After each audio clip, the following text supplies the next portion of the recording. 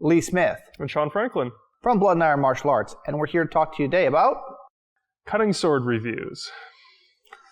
So, Sean and I, we are proven cutters. We've medaled many times in cutting competitions. Sean won a couple. He's an extremely good cutter, that's for sure. So today we're going to compare three swords. The ubiquitous Principe, or Alexandria. Same blade, different hilts. All right. And, you know, the Cressy, pretty much like the workhorse of HEMA cutting. And then, of course, the kind of newcomer, real newcomer, and the budget cutters with the cold steel. Yeah, and so the cold steels we're talking about are the hand and a half and the Italian. They're fairly similar swords. The hand and a half is probably a better cutter overall, so that's kind of what we're going with. But, you know, they're both pretty good. They have been on the market for quite some time, but cold steel has just been kind of quietly, slowly working with people in the community, improving their product. So if you've seen one of these that was, you know, 5 years old or something, the product they're turning out now, and the one we're basing our review off of, is quite a bit superior.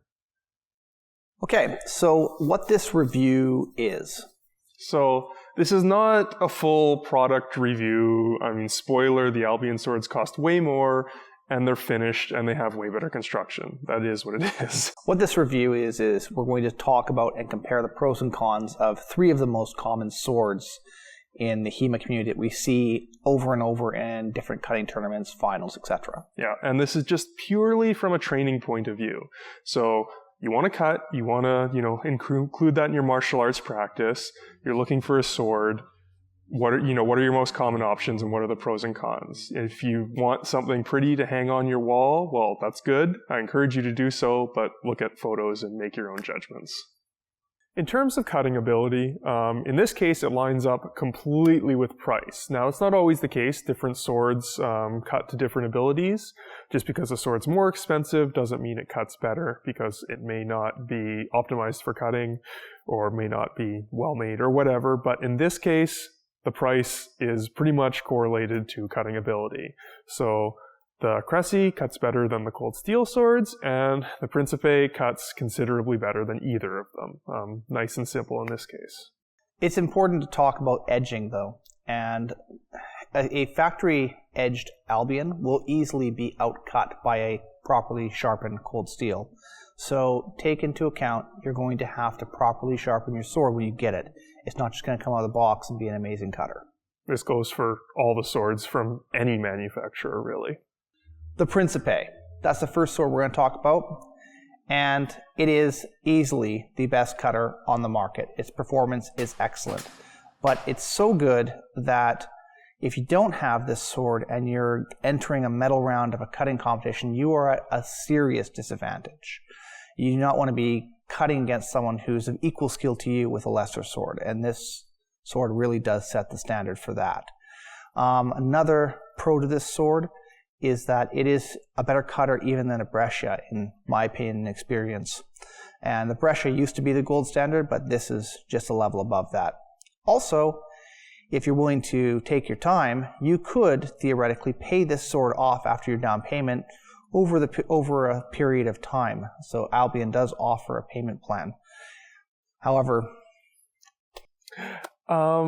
it doesn't come quickly. As we mentioned, the sword has a waiting list. It'll depend on how long, but you know, the shortest time is 6 months, probably more like a year. So that's not great. It's going to take some time to get your hands on one, even once you put your down payment down. In terms of sword wind, the sound the sword makes when it goes through the air, which is useful for training, it's good and bad. It's a very narrow bandwidth to hit it, but it makes a very sharp, crisp sound. So for an experienced cutter, it's very good. You have to be really precise and crisp in your strikes to get the sound, which is good.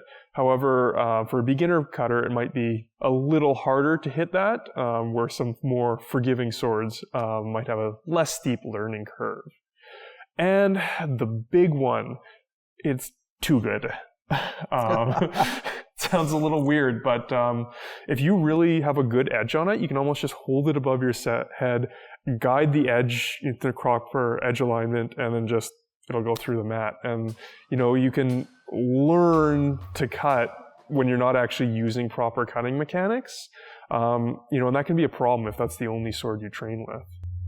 It's good enough that we don't allow any of our students, even our senior more instructors, to use this sword when they can't cut with a Cressy or cold steel first, just because we don't want to reinforce any potential bad habits.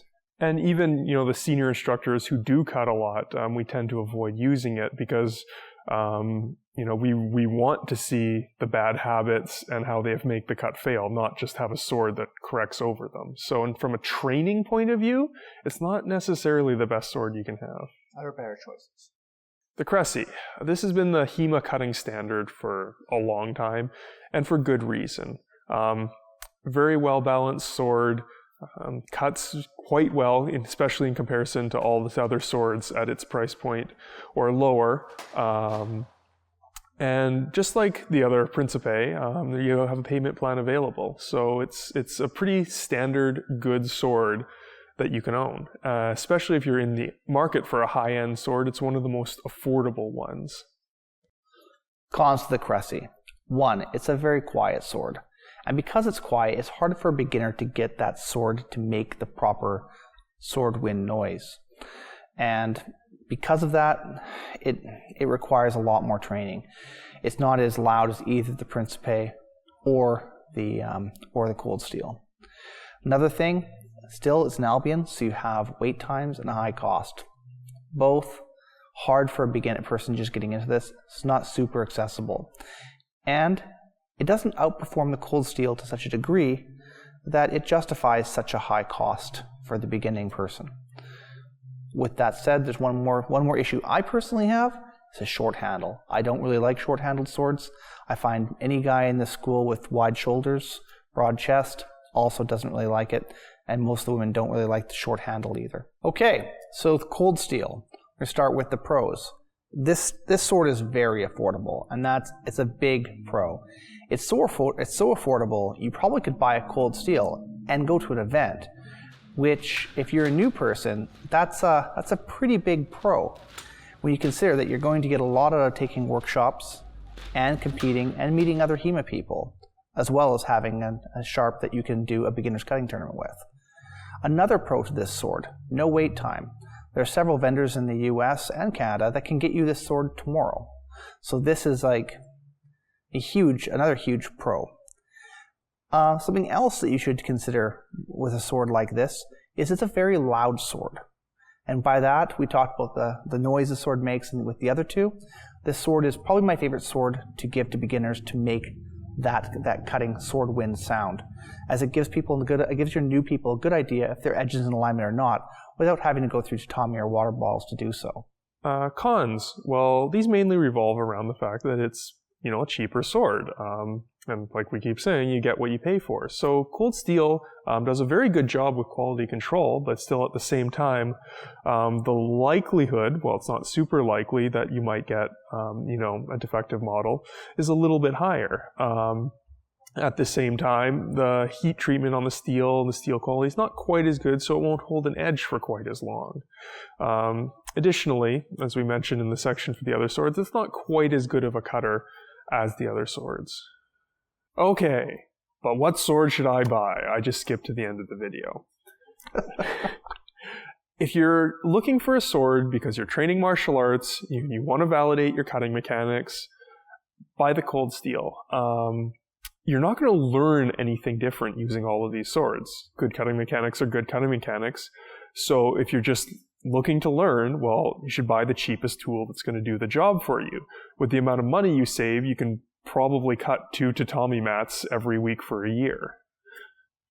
If you want to compete, and you want to compete at a high level, buy the Principe. Also, buy a cold steel as well for training, because by the time you get the Principe, you already have a lot of cutting experience behind you, and it'll make it that much easier. If you're looking for a high-end sword, because you also just want a sword for aesthetic reasons, but you don't want to spend a ton of money, I would recommend buying the Cressy. It's a very good package for a sword at a very attractive price point for one you're getting, and it's a good cutting trainer. If you own a school or finance your own club, kind of like myself, I'd recommend buying a couple cold steels. That way you get your students cutting right away. And that right there is one of the more important things I can stress. If you see a different sword that we didn't list in this video, and maybe it doesn't cut nearly as well, but you really like that sword, it looks really cool, and that's what's going to motivate you to actually cut, learn some stuff about cutting and cutting mechanics, buy that sword. I mean, this is about learning to cut better, and if buying a different sword is going to make you happy and also make you learn, well, do that. This is about what you can do to improve yourself. And regardless of the sword you purchase, you're going to need to put a good edge on it. A factory edge simply won't do. And for that, I strongly recommend checking out Karl's video on this. The link will be down in the description. Big thanks to our Patreon subscribers. The 1 thumbs up subscriber and the 2 thumbs up subscribers. If you liked what you saw in this video, you want to learn more, we have our Patreon exclusive extra content. So in this one, we'll be talking about some other swords that we didn't mention in this video, and as well as the role of having sharp swords in training in general and how that can affect your school's culture and training.